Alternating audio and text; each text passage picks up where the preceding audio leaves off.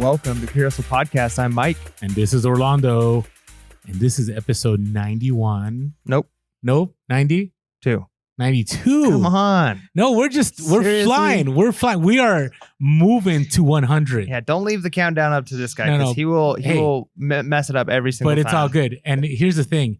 Again, another awesome episode. I'm always looking forward to these. Yeah, I love our interviews. Our interviews are amazing because we get a different perspective, especially for our listeners who probably get tired of hearing our stories over and over. And But wait. We got to clarify.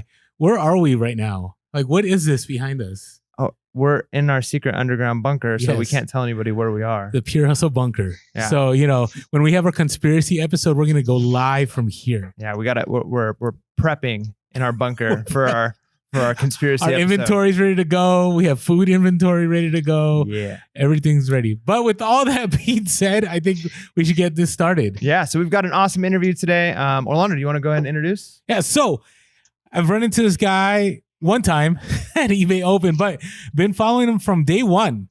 And his story will be inspirational. He has a lot to share. And there's a lot that we don't know. So we're so glad to have him on. And as always, we want to have real relevant resellers, people that are making it happen, not just about the graphs, but actually taking action. So want to introduce his IG handle is Matt Cline Hustle. So Matt, tell us a little bit about who you are and what you're about. What's up, guys? Yo. It's good to meet you, Mike. I missed you at eBay Open. I know. It was a crazy event. It was fun, but man, that was busy. We were all over the place, right? Yeah, it was a crazy event. But to answer your question, Orlando, I'm just a reseller, man. I sell shoes for a living. And it's kind of funny over the years. I've always said I'm a business owner. I sell shoes for a living. I have a shoe store, My perspective has actually changed. Really? Now, if somebody asks, I just say I graduated college not too long ago, and I got a job working in a shoe store, and we sell predominantly online. And then the response is, "Oh, that's cool." There's no questions. So Is that why you changed? So what was the response before that? a thousand questions, man. How do you do it? How many shoes do you sell? Where do you sell? Just, and I just don't like talking about myself and the whole conversation. I'd like to hear more from them, especially if I don't know them. No, I hear you. Right, yeah, especially when like small chat, like, you're checking out at a place and they're like, "Hey, what do you do for a living?" "Oh, I work at a shoe store." Yeah, a lot less questions than I'm a business owner. Oh, that's cool. Yeah. Yeah. Hey, and that says something about you too, because I feel like in our community there's two sides of it. Like one side, I feel like people they struggle with trying to find the right way to say that, hey, I'm a business owner, like what I do is legitimate. But then at the same time, there's also the other end where people can be a little too proud and say, they think too highly of themselves, where that shows some humility to not be willing to say like, or to brag about how successful you actually are. Yeah. I think in life, the rug can get pulled out from under you really fast. So you just got to be humble in general. It can all just go away just like that. That's so true. It's kind of scary, but it's true. So tell us a little bit. There's so much we want to know because, Instagram gives you highlights, but Instagram doesn't tell the whole story. So give us as far back as you want to go from, how things were or what got you to resell, how are things different? Just give us the whole thing if you want, as much as you want. All right, man, I'll give it to you. Yeah, right after you said you don't want to tell the whole story, give us the whole story. Well, I guess to understand the background and everything, it makes sense. I think people do need to know, and some people can relate and some can't, but for the ones that can, I think it's just very valuable. I grew up everybody kind of has a story. Some people have a really tough story. I'd like to think mine's not the toughest, but it's still pretty tough. Just grew up with a single mom, man. I have a sister as well. So she had 2 kids and just worked 60 hours a week. We got in this really weird circumstance where my grandmother was actually dying, and we had to move from Florida to Ohio in 24 hours. So we packed up all our stuff. This is about, first grade, second grade. And boom, we moved to Ohio. So, but the catch was we were going to go there because the doctor said she had a 15% chance of living. Wow. So my mom was expecting her to die, and she had to spend the last moments with her. Well, she lived, and it was emergency open heart surgery. So she ended up living, man. She was such a fighter, and she was just a tough woman, man. She died, I think, 6 years later. But we got to spend a lot of time with her, and frankly, we just never left. So we didn't have a lot of money, you know. We were just passing through, if you were. But so yeah, it just kind of hit us, and mom had to get a job, and naturally we were just kind of homeless.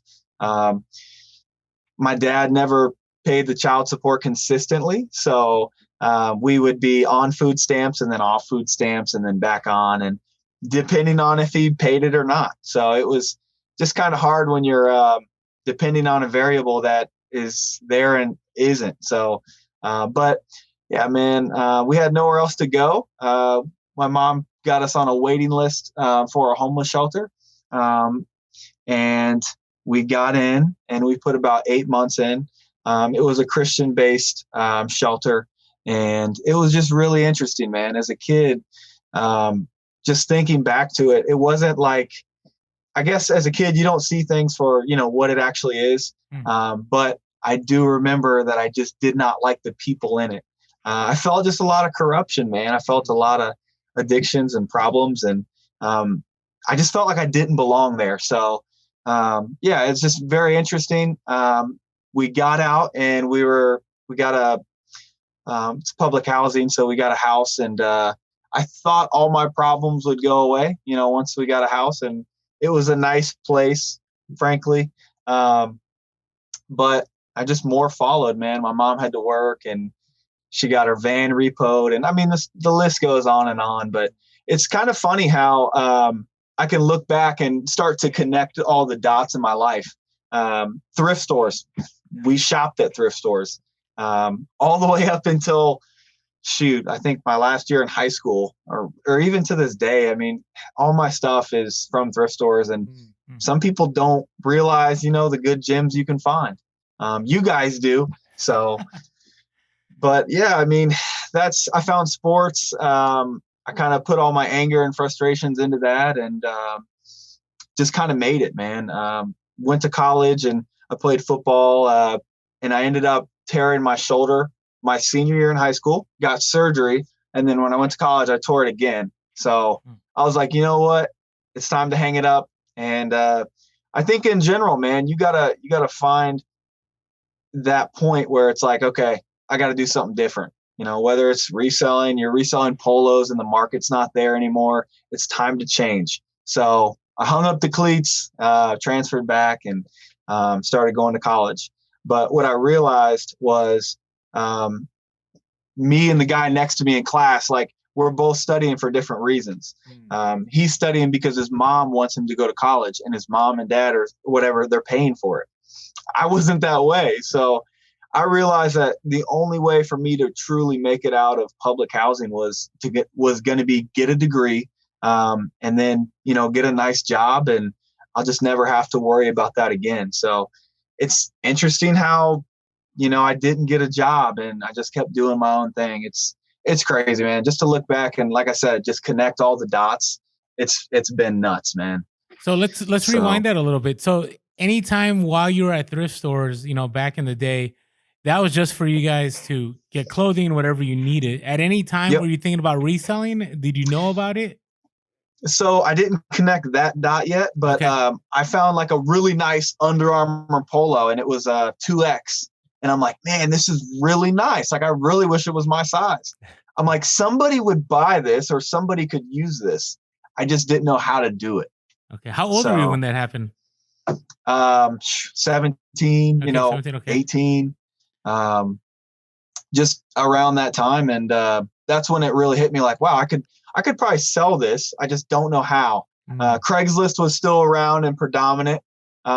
It's crazy how that's not the case anymore. Yeah. It's still there though. Or it's there, but I think Facebook Marketplace has kind of taken the crown away. Yeah. Craigslist isn't dead yet, but it's definitely not what it used to be. Right. You know? I hear you. So, yeah. But yeah, I think, I don't know. I was always trying to make money. And I think the most interesting story about high school is the Gatorade story. Have I told you that? No. I mean, I haven't heard it. Please, let's hear it.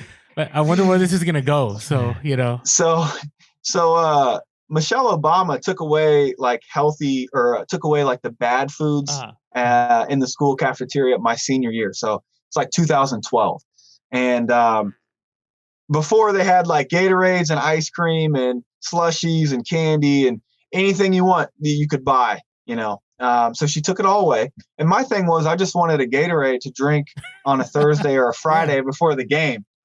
So the crazy thing was I was at the store and I found $10 on the ground. And I was like, let me just buy some Gatorades. Nice. I had the money to buy Gatorades, but I was just like, oh, $10, free Gatorade. ROI. So I brought it to ROI. There you go. So I brought it to school, and I had no intent on reselling it, to be honest. But like 5 people were like, hey, can I have one? I'm like, no. They're like, can I buy one? I'm like, yeah. So I just sold them for $1. And then it's like a total like reinvesting story. It's like what I do in my business now. Little did I know what I learned doing Gatorades would carry on. But Nice. the catch is I sold 1,700 Gatorades in about 3 months. Wow. It was a big operation, man. Yeah, never you're the thought of Gatorade it. man for sure. You're the supplier crazy. now. So how are you carrying those around? Like, did you just like load them up in your backpack? Or you like have a wagon? Like, how do you move that much Gatorade? So in my locker, I had like this little cooler. So, customers were complaining Oh my goodness. that it wasn't cold. And I'm like, okay, This is so great. I had this little cooler and stuck them in there. And then I had this over the strap, like carrying, and it could fit 6 Gatorades. So I'd have to like restock. But looking back on it now, man, I learned a lot about just customer satisfaction and just little stuff, little nuggets that you could take from it. But I actually got in trouble, and you'll like this, Orlando, because you were a principal, right? Yeah, I was. Yes. I So love how you position that. Okay, go ahead. The principal comes up to me and says, Matt, are you selling Gatorades? And this is in the lunchroom. I'm like, I lied, to be honest. I'm like, no. I'm like, I'm not. He goes, let me ask you again, Mr. Cline, are you selling Gatorades? And I said, yes, sir. He goes, look, I love your entrepreneurial spirit, but I don't want to see it again. You got me? And he kind of like winked in. I'm like, Wink, wink. Oh. I'm like, okay, you won't see anything again. And from there, it got really sketchy. And, I had to like start doing like these hidden deals. And we're talking about Gatorade. Gatorade. No, yeah, I like the image of like kids crowding around you in like the corner of a building, and you're like dishing them out, looking to make sure meet me that at nobody's coming around the 305 corner. over in this Yes. room. Yeah, no, that's Bring great. cash only. Make sure no one's following you. Yeah, I love that. That's awesome. But the rule is, the lunchroom is supposed to make money, and you can't be a competitor. And I get it, but and the crazy thing was, I just reinvested. So I never spent $1 from what I earned with Gatorades. And I mean, I had like, I sold 1,000, and I had $1,000, and I'm like, I should just go buy an iPhone with this or whatever. That was back when the iPhone 4 was around, by the way. Yes. But which goes to show, but like you're probably glad you didn't. But that says something too. I mean, just thinking about your background, because when you come from a place like that where you don't have a lot and you're struggling to make ends meet, and then all of a sudden you've got a bunch of cash in your hand, and the fact that you don't blow it, right? Yeah. Step 1 is that you were willing to go out and work really hard for it, and then 2, you have it, and then you didn't just see like short term. And I think that's something that a lot of young people and just people in general is this idea of like delayed gratification, like waiting a little bit longer to get something better. Like, is that something you've always had, or like what made you not spend that money? I really don't know, man. I don't really need anything. I always just live below my means, and still do to this day. I don't know. I just didn't need anything. So I wanted to see how many Gatorades I could really sell. And the only reason I stopped is I told you I had shoulder surgery, so I could no longer carry the thing around. Wow. So, all right. So let's fast forward a little bit. Let's get to, was it thrift stores that got a hold of you? Was it a garage sale? Was it you going to a Nike store? Because we're going to talk about this a little bit, but you primarily sell Nike shoes. Is that correct? Yes. Okay. But I've been selling for 6 years now. So 6 years. Okay. Well, to answer your question, it was actually an estate sale. Oh, really? Okay. And at the time, I went with my girlfriend's dad, and it was one of those things where, the house was open, and then there's like a closet, or it was like a second room in the garage, and there was all this stuff, and like we moved the stuff and we went into this little room. And of course we asked if we could. And he's like, yeah. He's like, I don't know what's in there, but go ahead. Oh, It was crazy. It was weird though, because you're learning about what this person did, like with their whole life and like everything else. Whoever it was like a leader in the army, and he had all these medals and coats, and there was probably a lot of money in there. But I found this stopwatch, which was really cool. Well, one was a stopwatch and one was like a pocket watch. So I found those, and my girlfriend's dad bought them, and he took it home and he opened the back of it, and there was gold gears in it. Whoa. So it ended up selling for like $475 or something. And this was on eBay. The other one sold for. He did it on eBay. Okay. I was just there. I just found it, right? But he said, "Hey, thanks." He said, "Thanks for finding them." And it was like one of those handshake kind of things. And I just put it in my pocket because I was leaving. And I got home and I counted it, and it was $300. Wow. Nice. And I was like, "Holy crap!" So that's where I think it kind of, I don't know, just finding gems. And that's what I like about you guys, man. Especially Orlando posted all the time. All the gems you find at garage sales, I love it. And that's why I love your content so much. Thanks. It's just so that. cool. Well, I love watching yours. And here's the thing. So you started, did you just, what I want to know is, how did you go from, it seems like you started, I was tracking your Instagram story, a little stalkerish, but I wanted to get a little more background on you. We'll call it research. We'll call it research. Yeah, research. That's cool. There you go. But it seems like you did a few thrift stores, and then there's like this jump to Nike outlets and stuff like that. So what did it do? Were you doing like side hustle while you were going to school, and then as you had less school, you ended up picking up more? Like, what happened? Great question. The honest answer is, so I transferred back from the school I was playing football at, and I transferred back home. And we have a big Division I school next to us. So I went there, and after the first semester, a counselor called me in and said, "Mr. Cline, we need you to get your grades up." And I said, "Okay." I said, "Yeah, no problem. I'll work on it." And I get up to leave, and she says, "No, I need you to sign on this line right here that you're going to get your grades up, or you're kicked out of here." Wow. I had a 1.4 GPA. Oof. I'm sorry to tell you, but I've been there. You've been there? That was my freshman year. Yes. So, but anyways, we'll share another time. I ended up with 4.0 my last 2 years, but yes, I've been there. So yeah, I mean, you can turn it around. I think from my problem though was, I don't party or anything. I wasn't out like, partying it up. I had 2 jobs. I was working McDonald's in the stock room, so I was organizing all their inventory, and then I started ordering the trucks. So it was kind of cool. And then I started working at like a steakhouse. I was trying to be a server to make the real money. And I realized, I'm like, man, I said, I'm working too much and I'm not focusing enough on school. So I quit McDonald's, and I started working at the steakhouse. And like I said, I was trying to be a server. After a year, the boss said she couldn't fill my shoes to promote me up. So I said, okay. I started going to thrift stores, and I was buying like just athletic stuff, like anything I would wear, like polos and Under Armour polos and stuff like that. And it got to a point where I started making more money during my shifts from eBay and hearing the cha-chings and stuff. And it was like, it's time to leave. If you're not going to promote me, then I'm going to leave. So did you buy a lot of junk when you first started? Like, were you doing research? Like, how did you figure out what to source? So it is crazy, because now the resellers are spoiled rotten, because you just tell them the whole process, right? Like I had to learn eBay on my own, and I had a little help from my girlfriend's dad, but I was no longer with her, so it was a little divide, right?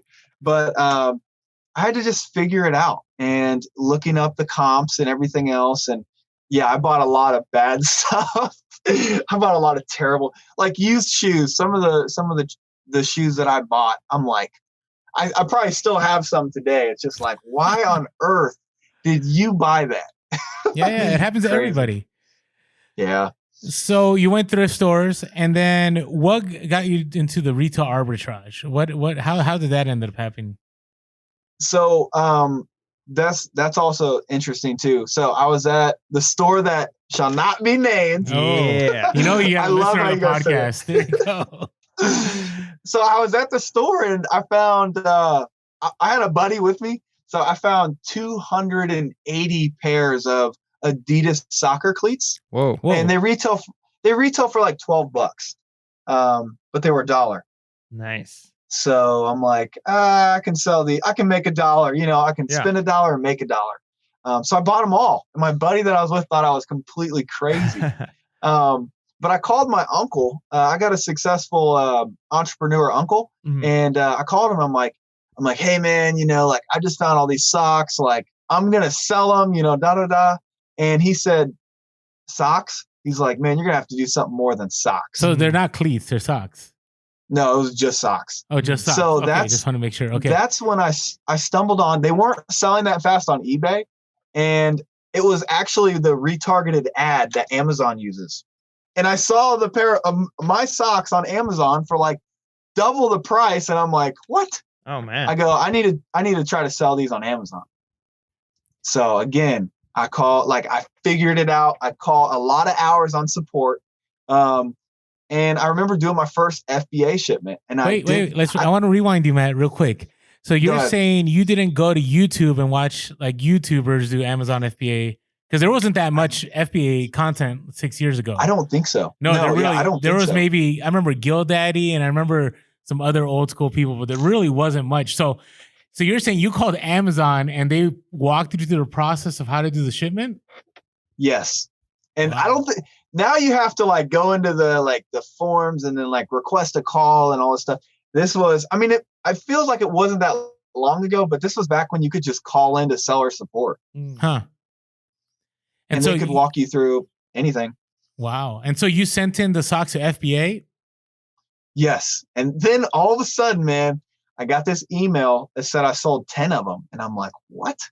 Wow. The first day? Like, what? So sure enough, man, I sold all those socks and I went down to Florida and I wanted to take my my cousin on a fishing charter. And I invited my uncle and I said, don't worry about paying for it. The socks are paying for it. Nice. Nice. You said you're going to need more than socks. And you're like, no. I got this. No, yeah. So it was, but that's how I got into FBA. And then, I mean, nobody wants to hear the story, but I was grandfathered in before they had the, the shoe gate and everything else. So I already requested for these brands and just got in. So you've been pretty much ungated from day one. Like it's very rare to be gated on something. Yeah. But okay. I think listening to your story though, like one thing, because there are going to be, people listening to this that are going to, that's going to rub them wrong because it's like, oh, that's not fair. But just listening to your story, like nothing came easy to you. None of this was just like fell into your lap. This was you had to work and hustle. And it wasn't just like the right doors opened up. Like you were kicking down doors and you made this happen. Yes. So, and so maybe those doors are closed for other people, but there's something, right? There's something that other people can do. They just got to be willing to go out there and call and figure it out. Yes. They just got to keep working hard. Yeah, that's awesome. Okay. So I want to jump forward even more. So the very first picture I saw of you, I didn't know if you were a guru or if you were legit. And so, because the very first picture was Fair back. Because so when Mike and I started Pierce the podcast, you should show it in the. Yeah. Okay. So I don't know how clear it'll show. Up. Okay. Yeah. All right. So this was the picture, right? Yes. You and all the shoes, yeah, right? Last year. So that's when we started Pierce the podcast.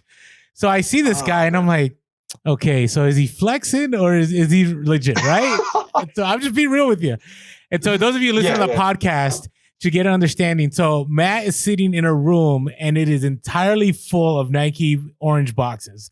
And he's just sitting there. And I think he has an inspirational quote in there, focus on my own plate. And I thought it was great.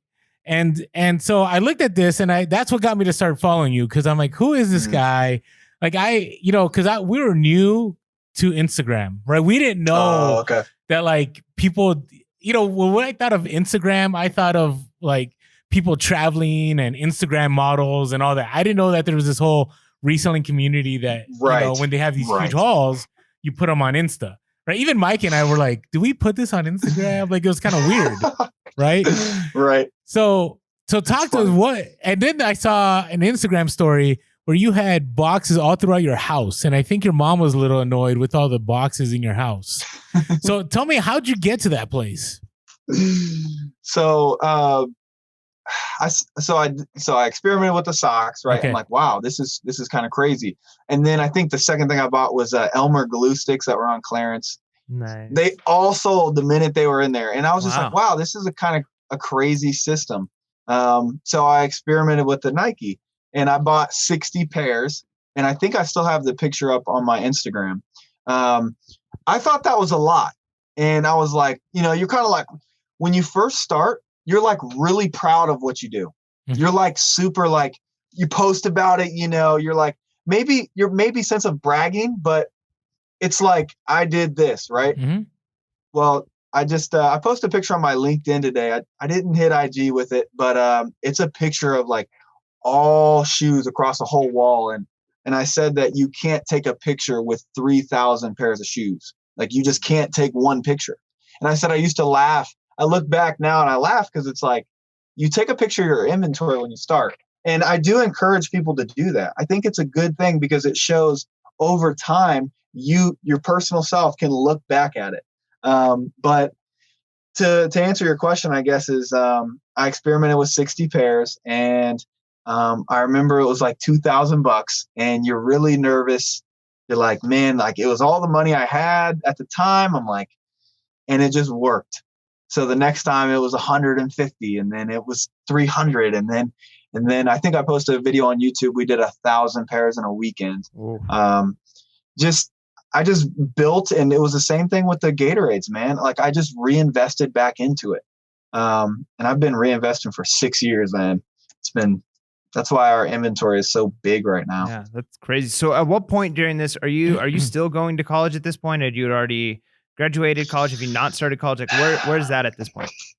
So I'm still in college, and now I'm getting turned down by all these scholarships because my GPA, I'm coming back from a 1.4. So like, you get a 3.0 the next semester. Well, it just averages out. Yeah. So a lot of people didn't want to take a chance on me in certain programs and scholarships and just stuff like that. And I think I'm doing this, and I'm like, man, am I doing the right thing? Like I'm making money in like school. I'm just not maybe as good as I could be, kind of thing. The program that I applied for, they said my GPA was too low. I interviewed for it, and I just kind of just told them my backstory, man. I just thought maybe I talked a little bit too much. But the next year they came back and they accepted me into the program. And they said, Matt, we hated to turn you away last year because on your resume, you've done way more than anyone else that we interviewed, but we couldn't take you because of your GPA. So I think as resellers in general, you got to think about how you're building a resume. I didn't self-proclaim myself as an entrepreneur or boss. Like, my goal was just to work for somebody. Business just got so big. I'm like, you know what? I'll just do this, and the degree is just my fallback plan. And you paid for your college, right? Through your reselling. Is that correct? Pretty much. Yeah, pretty much. At least half of it. That's awesome. And that's the thing for these resellers. It's like, if you're living at home and you have no bills, you have no excuse why you're not successful. You can reinvest all your money into inventory. If it doesn't sell, you'll still be okay because you got no bills. So I don't know. Just looking back at that time, I took advantage of it, and I just made the most of it. Yeah, I think that's a really important point because, sometimes people are starting and they're at a place where they've got a lot of responsibilities, and so they have to ease into reselling. But then there's also people who are, they have the opportunity, they have the room to make those mistakes, to go big, and to not have to worry about it so much. But the problem is a lot of times people at that point, that's when they are blowing their money. That's when they're not really reinvesting because they don't have that sense of urgency. So again, the fact that you're doing that is huge. I mean, even the fact that you kept going to college. So what made you decide to continue with college? I mean, do you see yourself as a reseller from here on out, or is this still like maybe? Good question. Well, my mom always said, you can't start something and not finish. And I kind of felt like in football, maybe I didn't finish it, but in life, you have to make choices and decisions. And at the end of the day, you have to make the best one for you. But I felt like, hey, I've already got 2 years of college debt. Why would I walk away? I might as well just finish. So I just didn't want to quit. I hated school. Couldn't stand it. I'm an ADHD kid, and I'm dyslexic too. So it's like I had everything working against me. But when I got into my upper level classes, though, I really did enjoy. I really enjoy learning. And I think I don't like school, but I really do like learning. And that's what I promote higher education. So if you do it right, it can be worth it. But all right, so let me ask a question. So, because this is something we have a lot of younger listeners coming over and listening to our podcast, and we have others that have finished college, and then we have a lot that didn't. And there's you've been on Instagram, right? There's one side that's like forget school, like we want nothing to do with college, it's all a scam. Then there's a very small minority that says you should go to college, right? And there's some that say, I'm not using my degree, but it was still worth it to me. And it sounds you're saying that it was still worth it, even though you're not using your degree. So I don't know, I'm putting you on the spot a little, but I'm interested. What would you say were some of the takeaways that made you say, hey, it was still worth it getting that degree?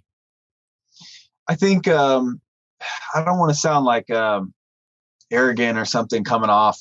I don't think I'm smarter than everybody else, but I think in college, like you add 4 or 5 more years of education, and it's just a difference, man. Your brain moves faster, and I don't know. It's really hard to explain, but I feel like I have a higher intelligence level just based on 5 more years. I think differently. Some of the classes were like, my favorite was supply chain management and process improvement. So I really learned a lot about my business when we're looking at how to speed up the process. And it's almost like business is like a big equation, like profit. It's all a big equation, and how can we get more profit with less time? So just like little things, man. I learned a lot in the marketing classes, upper level. I feel like I didn't learn anything for the first 2 years. But I don't know. I just feel like, the general ed, that's where they get their money, man. That's a scam for sure. But I don't know. Just I think 5 years of more education, I feel like they should do a study on it. No, and there are. I mean, it's one of those things like I have, and Mike and I both have. Mike is using his degree. I kind of use my degree right now, but a lot of the things about starting something and finishing is a big deal because college is tough. It's not easy, especially when you get to your junior senior level, and then on top of that, I think understanding how to function in a class, how to make things happen, understanding professors, understanding skills. I think all those very valuable things. And I think they walk over into the reselling world, because reselling is all about understanding systems, understanding how to network with people, starting something, seeing it to the end. And I don't think you need college to be a reseller. We know that because there's people that are killing it out there that, they didn't even finish high school and they're doing far better than I'm doing and Mike are doing. So, and it's still doable. So with all that said, I want to get back to, okay, so now you figure out the Nike game, you're an Amazon guy. So what about eBay? Where was eBay in this equation? So eBay is always the bread and butter, man. It's always like the OG, like the OG. You always go back. You always go back to eBay. Now I'll tell you that I actually don't do FBA. Oh, really? Believe it or not, since July. I plan on getting back in maybe 2000, like maybe in a couple months. Had a problem, blah blah blah. And here's a good topic for you. I'm like, okay, so if we take Amazon away, and this is what people have DM'd me about too. It's like, well, you're just an Amazon seller. Well, if I had Amazon, I would be crushing da da da da. So we took Amazon away, and I'm like, can we survive without Amazon? It's a good question. Yeah. We this year we started selling more on Goat and StockX and even Macari, Poshmark. eBay has been really good this year as well. Our eBay numbers are up. You can survive without Amazon. Amazon's not everything, and I think that's what people need to understand. It's nice. It's nice. It's a luxury, but Yeah. So are you saying so that's encouraging to me because I don't do FBA. I do just Amazon. I do Poshmark, some other. You mean just eBay? Oh yeah. Sorry, I just do eBay. I don't do Amazon. So are you primarily still just selling shoes on eBay, or are you doing kind of the one-off? Like, are you still like a thrift hunter, or are you retail arbitrage all the way? So I'm mostly retail arbitrage. I haven't been to the store that shall not be named in probably 7 months, maybe 8. Okay. But that's different for me. I noticed 4 years of selling used clothes, I started seeing a decline. And I think Orlando's talked about this before. It's like when I first started, I was making about $10 per item and I was buying it for $4.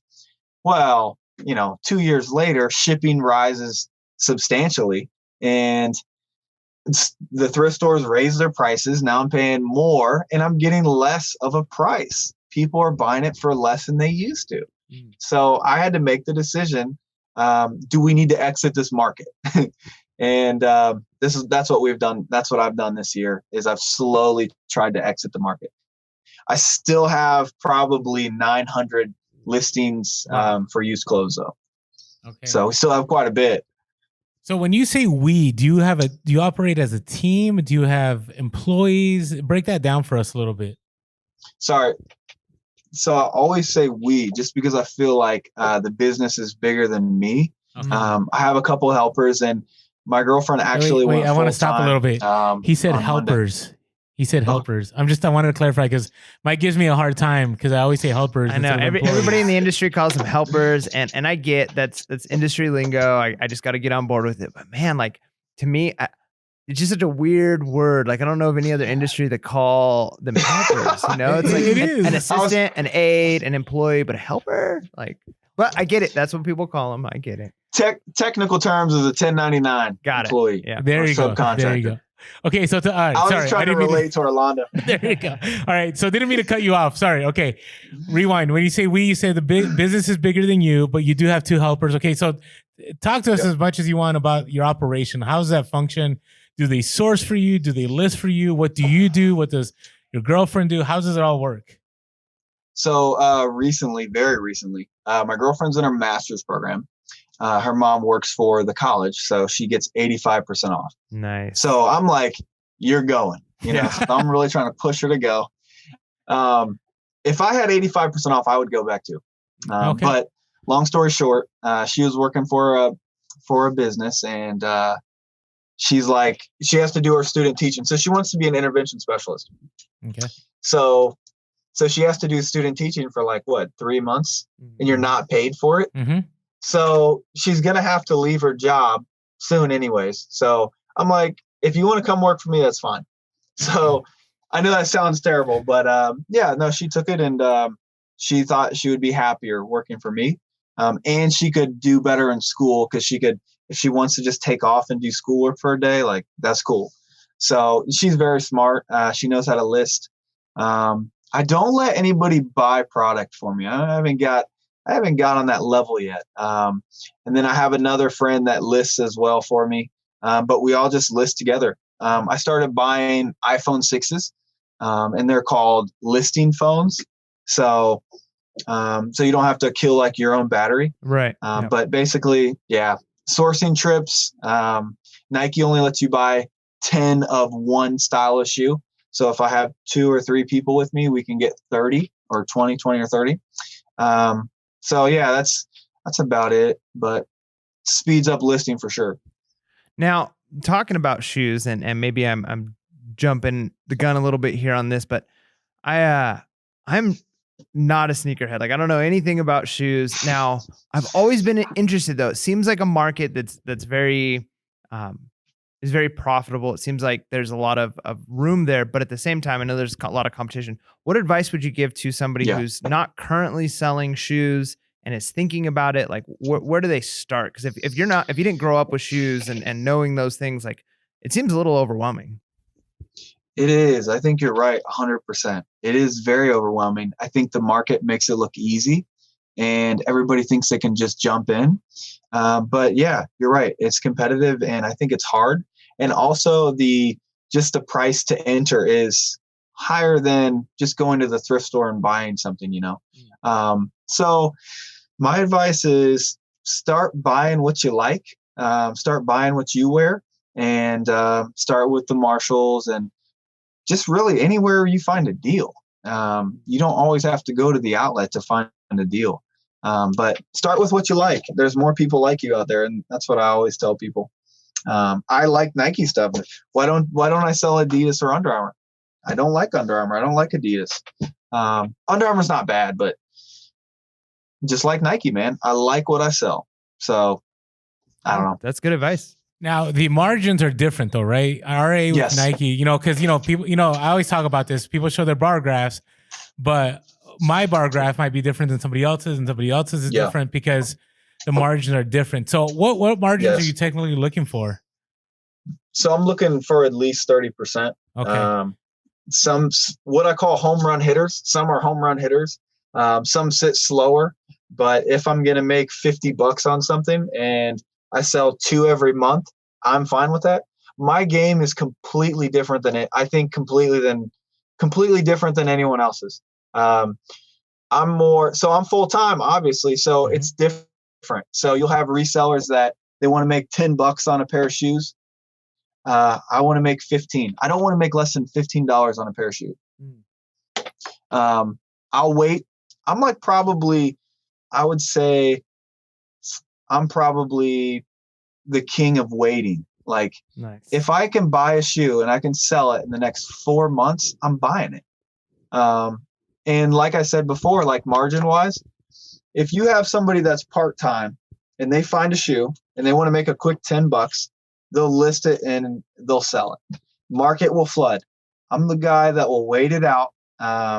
We have enough inventory and the business, the cash flow just keeps rolling. I'm not afraid to sit on something. If there was, I'm trying to think, if there was football cleats right now and they marked them down, I would buy them. To give you an example, they won't sell till August, but I'll buy them right now. If they're low enough. I mean, I don't want to get ahead of myself here. Now this question again is coming from someone who doesn't know like shoes very well, but I've always kind of assumed that shoes were very like, I don't want to say seasonal because that's not right, but models only are popular for a little while. So the 2019 whatever type of shoe. Now, a year, 2 years, 3 years down the road, are those kind of not worth as much, or do they become worth more because they're not in production anymore? Like, how does that work? I think they lose a little bit of value, but what you'll find more often than not is somebody that says, for example, you guys might not know, but you might, the Nike Flyknit 2017s. I really liked that model. I don't like the 18s and I don't like the 19s. So if I was to buy that shoe again, it would be the 2017. So you're right. You don't get retail on it, but a lot of times, supply is low and demand's not necessarily super high, but there's enough demand that you'll sell it for a pretty good price. And a lot of times the stores are trying to move it because it's so old that they just get rid of it, like take it all. So we'll run into that quite a bit, honestly. So are you saying that sourcing is not an issue for you? Like you always have the ability, because retail arbitrage, I think about it and I would say, yeah, there's always stuff out there, but it's hard to find the profitable stuff, right? RA, because it seems that Nike, like the competition is really fierce. Like, because to me, it's like the cool thing. It's the, Yeah, it is. I'm like, I'm on Instagram and I sell Nike. Like you're automatically like legit, right? So, yeah. So a lot of people, no, you're right. Because I get DMs all the time. Like, you're so lucky you're ungated in Nike. That's so awesome. And I tell people, I'm like, I don't know if lucky. I mean, I'm thankful and I'm grateful, but man, the competition's intense. And so talk to me about inventory. Is there ever an issue with inventory or is there still plenty out there? So I think just my model, if you're buying so much and storing so much, you have your pros and cons. But what I like to think of is if I buy it now, it might sell 4 months from now. And if I wait 4 months and buy that, like it's just this big cycle that just keeps rolling. So I guess that's to answer your question. Like sourcing, there's a couple big resellers that I'm pretty close to, and they're in the same market as I am. But we both seem to, or all three of us seem to do pretty good. So, and it depends. Everybody's a little different too. Don't get FOMO on buying something. And what I mean by that is I was in a Converse store, and there was these like little baby Converses, and they were just so cheap that I couldn't say no. There wasn't a lot of comps, but if you're going to spend $3 on a pair of baby shoes, like I'm all in. Like, I don't know. I like some of the products, right? But I started just grabbing them, and all of a sudden this lady comes over and starts grabbing them by the handful. Oh gosh. And she didn't look them up. She doesn't know anything about them, but she saw me grab them. So don't get FOMO, man. Don't get the fear of missing out. Like, just because somebody's buying something does not mean you need to buy it too. Yeah, I could almost see that as a strategy, though, that you could use. Like if there's a potential competition in a store, grab something that's not profitable and then start loading your cart up, let them get it, and then put yours back. And then be like, well, that person's not going to be in the business long. But you do bring up a great point. I've seen that happen so many times, because there's something about us in human nature. Like we see somebody gets something, and we're automatically going, I want that because that's probably you know valuable. But especially with Nike, I see that a lot. Like I'll go to outlets and I see people loading up their carts, and I'm like, what are you loading up? Like I've researched. What are you buying? Like what are you? I mean, are you looking for $3 profit? Like what's the deal here? Yeah. So okay, exactly. So talk to me a little bit. So I understand the Nike retail arbitrage game. Like I get it. And what I love what you said is you got to find your passion. Like it's hard to be in this reselling thing if you're just buying only what's profitable. It also has to be something you enjoy. But okay, so the Nike shoe drops. How often because I look at that, and to me it's like I don't ever know if I'll ever be able to. I tried the Supreme drop at one time, and you know, unless you know about bots and how to get slots and all that, like I think you're out. So how much are shoe drops part of what you do? Or is that just kind of like, hey, I want to check it out? No, it's I try for a lot. I've been lucky on some of the very profitable items, but it's hit or miss, man. It's unbelievable. It's a completely different game. Another reason why I bought listing phones is because you have to have a phone to do it, or I guess you could try it on the computer, but they track the IP, so it's really confusing. But I'll have like 4 or 5 buddies over, and everybody will have a phone, and then some people will have 2 phones. And literally, when it drops, you try to check out, and I'm just passing out credit cards like they're candy because everybody has one, and they're going to enter the last 3 on the back, whatever. And it's like, I don't know. I think it's the thrill of the hunt, man. It's like the Travis Scotts. It's like, I still have them. I didn't sell them. I think the price is only going to go up, but it's like $200, $300 profit instantly. And I might be lowballing it. It's just, if you get a smaller size, you could make almost $1,000. Wow. So I had 8 people trying, and we got 1 pair. Wow. So it's like, it's crazy. It's the thrill of the hunt, and it's a lot of fun. But here's the thing. If you get the shoe and you don't like it, or it's not profitable, you can return it. You have that choice. You always feel like guilt, though. Do you feel guilt when you return it, or you're just used to doing it? Some people do. I haven't. I'll say this. I haven't. I think I had to return one thing that I got off a like one of those drops kind of thing.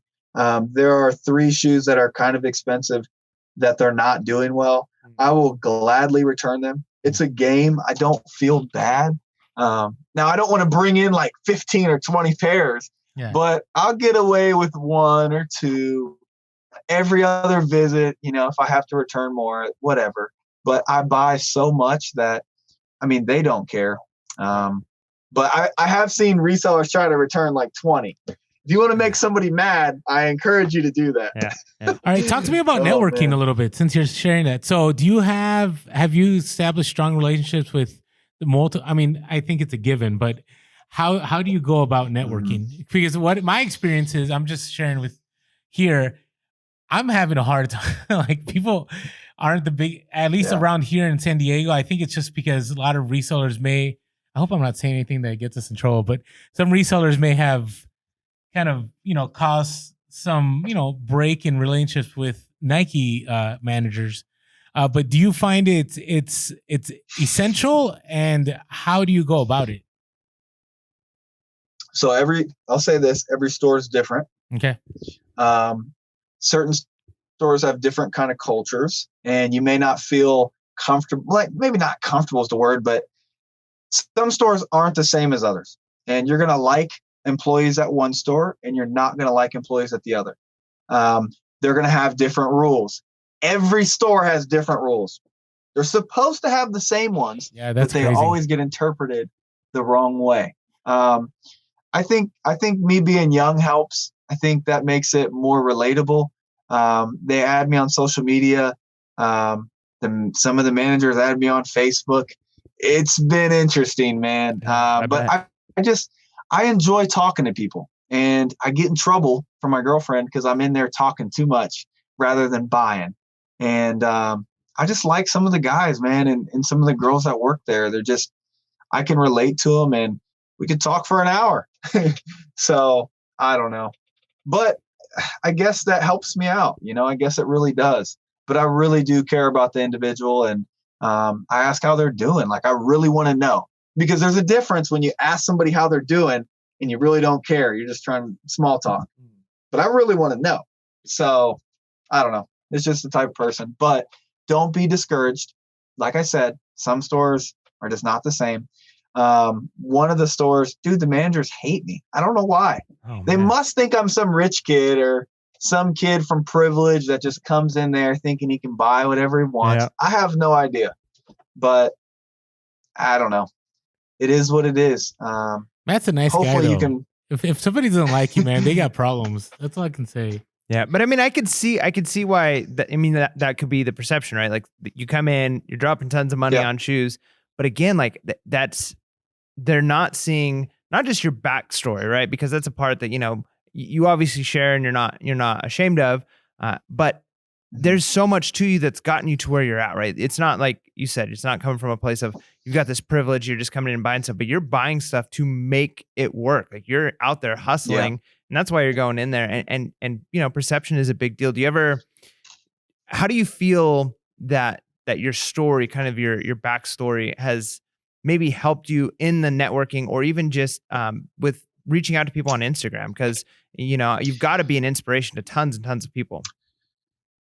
I'd hope so. I don't know. I think the advice there is, it's like, whatever you've been through, you should always talk about it. And it's not to say it so you feel bad for me. That's not it, right? But it's to help somebody that went through the same thing or is going through the same thing. And that's how you truly solve problems. It's talking about it, letting somebody know, and then they say, oh yeah, I did that too, and this is how I got through it. So I think vocalization, man, is probably the key in all problems, really. I mean, even in reselling, right? You have a problem with a return or whatever, and some guy randomly DMs you and says, oh yeah, I did that, and this is how I got around it, or whatever. It's like, oh, thanks, man. So I don't know. My story is, it is what it is, man. You just have to embrace it, and everybody's is different. If somebody didn't come from that background, it doesn't make them less significant. I don't know. I don't know. I try not to just tell them right off the bat, right? Usually somebody tells them or whatever, but I'm just a normal guy, and that's, I don't know. That's how I see it. Yeah. Some will see you as a bulk buyer, though. Yeah. Some will see you as just a regular guy. So. Yeah, and you're obviously, and I hate to put you on the spot like that, because you're a humble guy, and we're basically saying like, hey, tell us how great you are. But I mean, you're clearly a humble guy, and it shows. Like, it shows. I always like to ask this question. I think I'm really interested to see what you would say here. I'm as a teacher, I get to, my goal is to inspire students, right? Like I care about Mhm. Romeo and Juliet, but not that much, right? Like what I really care about is watching these Yeah. students grow and change and learn something that's going to affect their Yeah. life. And so what is something you would say like is one of the number one pieces of advice that you can give somebody? Like maybe it's a young kid like you growing up, or maybe it's, somebody in their 30s and 40s and they're trying to figure out life. Like what's the one or two pieces of advice that you would give if you could? So my number one thing is this. It's basically you get what you focus on. So you have to ask yourself, what are you focusing on? For instance, my buddy, he lives in a town, and one day he says, Matt, I hate where I live, man. I hate my neighborhood. This town's going down. Like he just comes out of nowhere, and I'm like, whoa, like relax. Like, and he's, this town's gotten worse. Crime's up. I feel like it's more, trashy or whatever. I'm like, dude, take it easy, man. Relax. He said, man, I'm just getting tired. He's like, I just need to move. And I'm like, what are you talking about, man? I said, your neighborhood's great. Like your house is nice. Like I'll switch places with you. Like I like your house. It's a good place. The city's fine. I'm like, what are you talking about? So after that conversation for the next 2 months, every time I drove through that city, I started to see what he was talking about. I started to see people walking with, cases of beer and just, crimes going up, whatever, all kinds of stuff on the news and break-ins in the neighborhood. And I started thinking, man, like he's right. But the moral of the story is you get what you focus on. If you want to see the bad, you will see the bad. If you want to see the good, you'll find it. So it's the same thing with like somebody buys a car, or you're shopping for a car, right? And you're like, oh, this is a Ford Taurus. Oh, this is kind of cool. Or I don't like that car. But once you see that, now every day on the road, you're going to be, oh, Ford Taurus right there. Like something that you've never noticed before starts to become visible. Tesla is another example. Oh, there's a Tesla right there. Like you just start seeing things because that's what you're focused on. Yeah. So you get what you focus on. Oh, that's great. That's good. All right. So I have a few more questions. Some of these are totally not reselling related. Actually, one of them. And I wanted to ask it because you shared on an Instagram story, and I wanted to get the background because I'm a lot like you. Like if I see somebody that I want to meet and say hi to, like I don't care how awkward it gets, I'm gonna make it happen because it might not happen again. Right. So Right. you had the opportunity to run across Dave Chappelle because I guess he's in the same geographic region as you. So tell me that Yeah. story and what went down. So in our town, he lives in the next town over, and it's a quiet town. He'll talk about it in his stand-ups and stuff. And so I'm coaching track, and I do that in my pastime, in my downtime. And so I'm coaching last year, and we're running, and his son's running. And I'm like, that's Dave Chappelle's son, right? And they're like, yeah. I'm like, okay. So we go to their home track meet, and I'm sitting in the stands. All of a sudden, I look over, I'm like, that's Dave Chappelle. He's wearing a wife beater. He's pretty buff. I mean, I'll say that. I mean, dude's pretty jacked. And I'm like, no way, that's Dave Chappelle. So this sounds creepy. He gets up and he gets up and leaves. And I'm like, I tried to take a picture, I guess I was being a fanboy, but I really love his stand-up. I'm a really big fan. So did you walk up next to him? Is that what happened? Did you have your phone in hand and you just crept up on him, or was it like you asked him? Well, so the students are down in the field and they're taking pictures when he was right in front of me. Okay. But he gets up and leaves, like I said, and then I'm like, maybe he left, So 5-10 minutes go by, I get up, I'm walking to the concession. He's right in front of me. I'm like, Dave. And he turns around and he goes, yes. I'm like, oh. That was a pretty good Dave Chappelle impersonation right there. He's like, I said, hey, Mr. Chappelle, I'm like, you care if I get a picture with you? He said, absolutely not. I'm like, no. And he put his hand up. I'm like, he said, I don't do that here. He said, this is not Hollywood. I'm like, it's just a picture, man. Like, no, no, I don't do that here. I'm like, so that was it, man. I got rejected. I got rejected by Dave, man. But here's the thing, like in our town, like people get pictures with him all the time. It's not like in California, that would probably be really cool to put on Instagram. But for here, it's like, oh, it's Dave Chappelle, man. Like we see him all the time. Yeah. But to another real snippet to that is he works out at LA Fitness. So he drives like some Audi, whatever, like a really expensive car. Don't say too much. I don't know if he wants this all out there. Oh yeah. His license plate number is. But yeah, he. I don't work out there. I've just heard, but yeah, you know, he just works out there, and no one really bugs him. But to end on that, I'll say that a house just went up for sale in that city. It's $11 million. That's I don't know if it's his. Yeah, I don't know if it's his, but probably. You should probably look it up. It's crazy. It's a insane $11 million. Well, that's to crazy. You guys, that's probably nothing in California. No, Well, it's probably like a condo. 3,000 square foot home, right?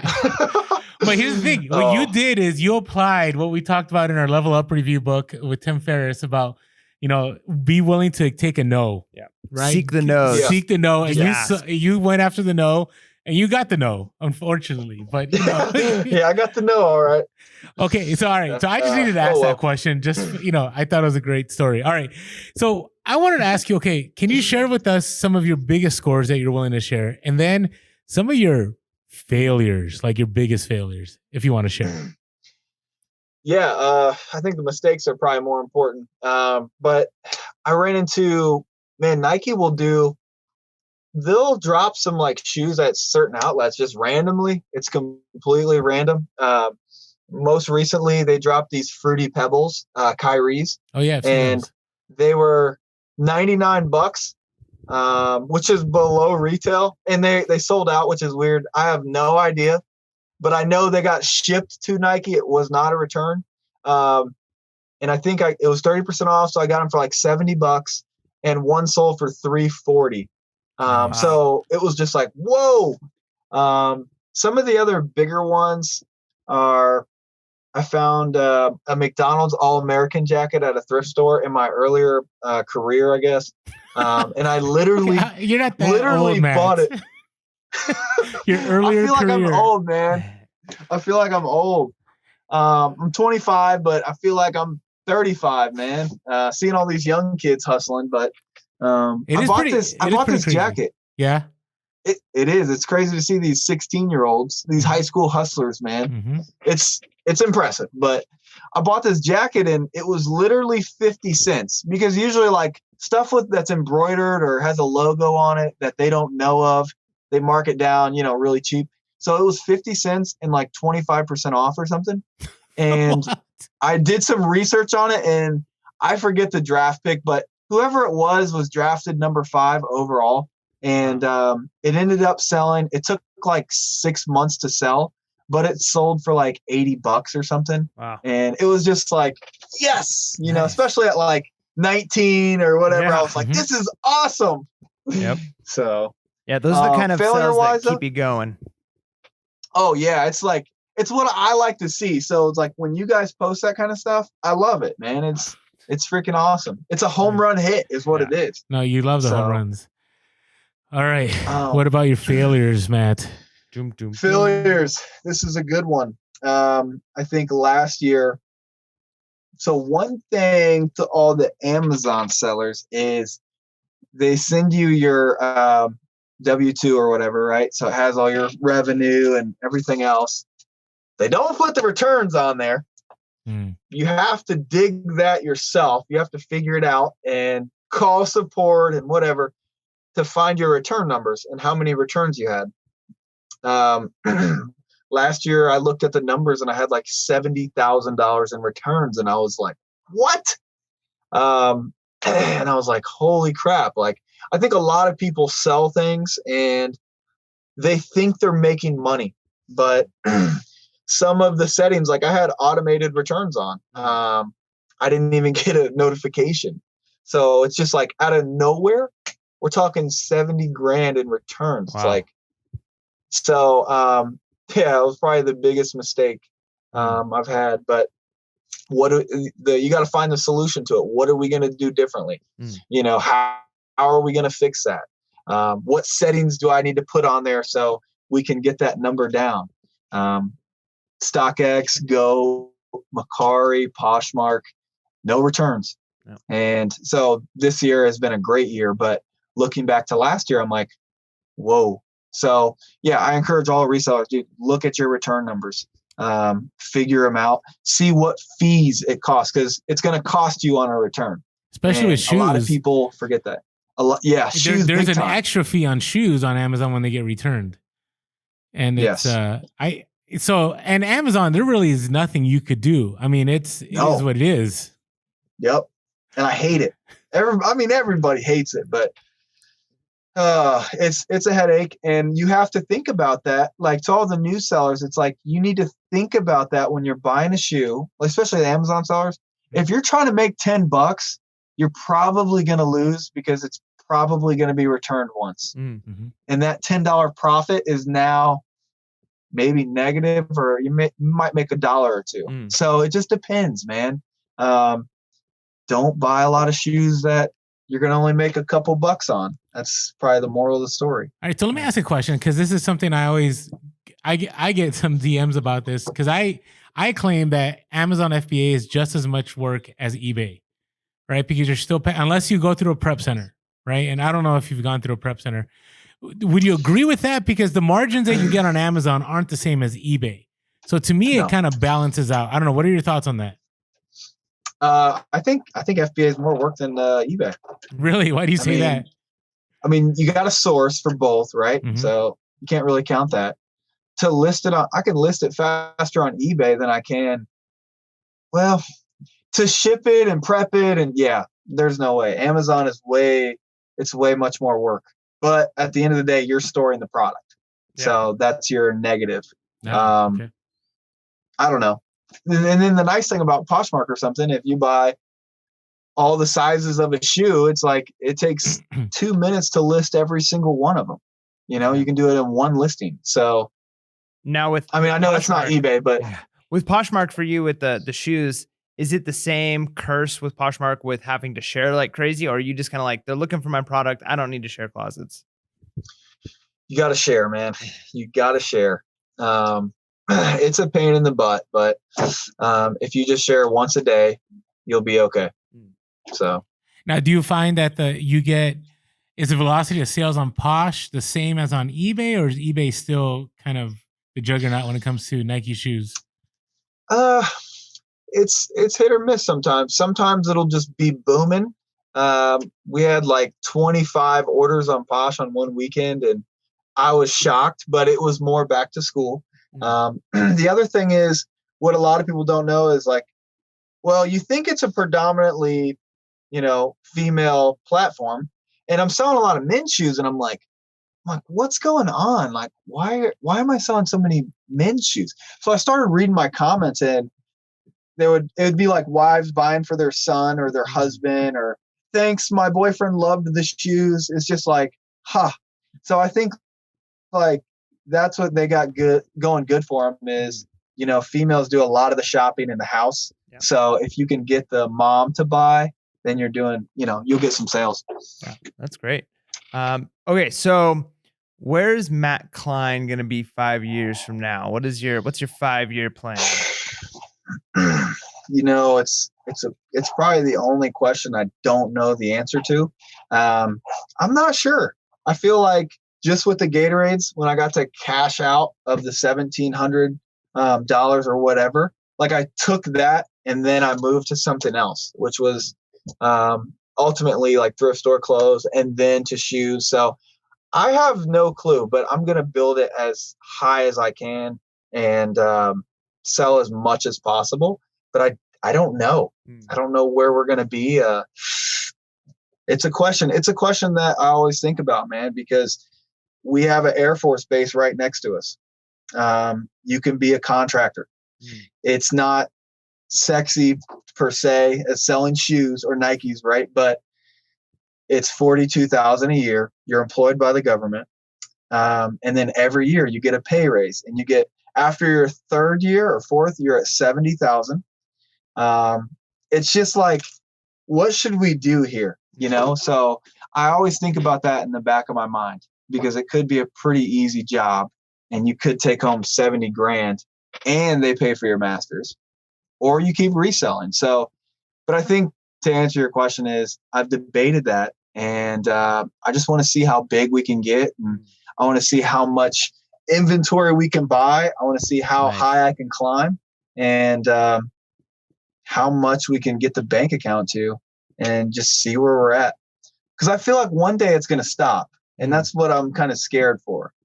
I tell my Nike manager, I'm like, look, man, because he always says, oh, you're 25, man, you're doing so good, da da da. And I'm just like, yeah.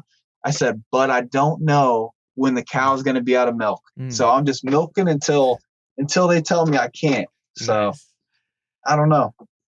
So you're not in a warehouse, right? Everything is operated out of your home. Is that how it is right now? Yep. Okay. Yep. Everything's operated out of the home. We have a 900 square foot room. And it's filled with shoes, man. We also built racks to hold the clothes. I think you'll see a lot of people with like PVC racks. There's nothing wrong with them. But I chose Unistrut, which is like a metal. And they're on a rolling rack. So it's a system. You roll and all the clothes are hung on there. So it's interesting, but I'd like to only get down to 2 racks instead of 4. They're like 7 foot wide and 20 foot long, maybe. But right now, I'm currently under contract on a new house. It's got a pretty big basement, 3.5 car detached garage, and then a 1 car garage. So attached to the house. So I'm really excited to move into a different space. It's in a nicer neighborhood as well. I know Orlando's seen people have stolen packages off my porch multiple times. Right. Little kids, man. But you're good to them. You go back and, you give them a, this could change your life moment speech. And that's awesome. Yeah, I kind of got to scare them a little bit, but I just believe in second chances, and they haven't struck again. So I think it worked. That's good. That's awesome. So. All right. So with all that said, so talk to me about, what are your thoughts? You're talking about, there being a day when everything that we're enjoying right now. Because I will tell you right now, I was talking to somebody today, especially I think about like all the hype stuff, all the shoe drops. Like if the economy tanks, I think all that's going to go away. I think we're going to get back to there'll be wealthy people, right? But it's not going to be the same as it is now, where now you can, you get a Supreme drop, you get a Nike drop, you can flip it within 5 minutes for several $100s. Yeah. Right. And I do believe there's a day coming when that's all going to go away. And then it's going to be like, all right, what do you have that people need that you can give them at a cheaper price? But I want to hear your thoughts. What are your thoughts on the current state of reselling and where it's going? I think that's a very interesting question. I think garage sales and like maybe thrift stores, I think that'll always be there. I see a lot of thrift stores like moving to online auctions and stuff like that. But it's an interesting subject on like the hype stuff. You're right. If the economy tanks, I have no idea. I think it'll be pretty challenging. But I feel like there's been a big debate the past 2 or 3 years, actually, is Nike did not sell on Amazon. And now they do, only certain products.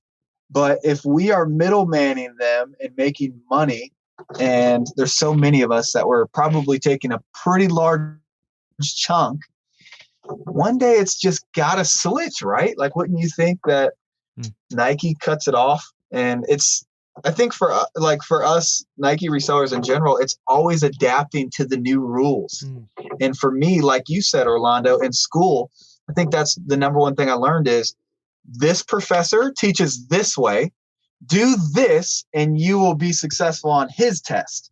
But the other does not work that way. And he'll basically, in the review, it'll be the test. You just need to know it. So it's the same here. Like, understand the system, find out, what you can and can't do. Nike started, they no longer took gift cards on a tax-exempt purchase. That's been the newest. People are mad. Like, I was getting gift cards 8% off, sometimes 10. That's huge. Mm-hmm. What are we going to do now? Back in the day, it used to be, I remember walking into Nike and this lady was buying 500 pairs of shoes just by herself. Wow. And then they changed to 10 per person. Mm-hmm. And now they changed it to 10 per person per style, $5,000 limit. So what changes? What if next week they say you can only buy 10 pairs of shoes in my store, period? Like, what are people going to do? I don't know. So I'm buying as much as I can now because I don't know what it's going to be like. No, that's good. That's good. But sorry, to re-answer your question is, I think reselling will always be there, but maybe not in the retail arbitrage side. Or it'll be less than it used to be, kind of thing. Yeah, it'll be interesting. I mean, I'm, me, I dip myself into retail arbitrage and the thrift game and the vintage game, but I think I think we're all gonna have to adapt. I think you hit it right there where it's adapting, and no matter if you're doing Amazon, eBay, Posh, selling, sneaker drops or selling, old shoes that you find at the thrift store, it's all about adapting. So, Matt, Matt, you have so much knowledge you're not a young 25-year-old. You're an old 25-year-old soul. Okay, you got experience. You've got you got knowledge. Well, you got wisdom. Yeah, you're amazing, man. So hey, I'm sorry. Oh wait, I'm sorry. I missed you in the eBay Open. So I'd like to offer both of you guys. I'll pay for your dinner. We can get like a reseller thing or whatever. But I owe you guys dinner, man. You don't owe us anything, but we'll still take you up on it because it'll be fun. No, we one of the best things is meeting with other resellers, and because you have that commonality and just sharing. And even this podcast, this doesn't feel like it's an interview. It's just we're just having a conversation. I'm enjoying it. I've had a great conversation with you guys. Seriously. Thank you. It's been awesome. Thanks for being on the podcast, and we'll have you back on again. In the future, and see where things are by then, and maybe Sweet. Matt Cline has a 3,000 square foot warehouse, and he's the he owns that area, but he owns the Nike store there. Who knows? No. So we'll see. But hey, Matt, I wish. Thanks so much for being on. Really appreciate you. Thank you guys. No problem. You shared so much knowledge. You shared more than we expected, and we've learned a lot. So appreciate you coming on. And with that being said, make sure to be real, be relevant, and be reselling. Peace.